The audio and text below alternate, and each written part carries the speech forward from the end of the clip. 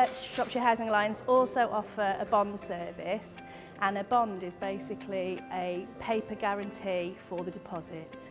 So the law changed a few years ago, whereas if a private landlord took a cash deposit, they had to lodge it into a government scheme, and there's two different types of schemes, and you have to pay for the one or you pay a premium.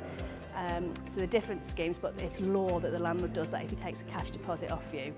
One way of dealing with that, if the landlord isn't happy to do that and you can get the landlord to take a bond, is a paper guarantee, which is Shropshire Housing Alliance's good name. We're guaranteeing the deposit for you for 6 months, and the landlord will renew it every 6 months. And in the meantime, you pay £10 into that pot of money. So if you leave in the first 6 months and there's no damage and there's no rent arrears, we give you that £60 back that you've paid us. If you stay and become a long-term tenant, when you leave, if there's no damage or rent arrears, you get that whole £500 back.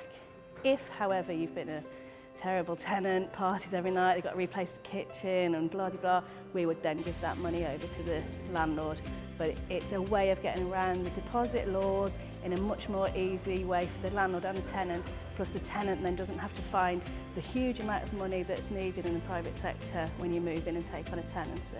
So instead of, if you're looking, say, for an average 2-bed property in Shrewsbury, you could be looking at £550 deposit, £550 rent in advance, £200 legal fees, credit checks, all of these, where by us providing the £500 as the deposit, it just makes it a more manageable amount to try and raise.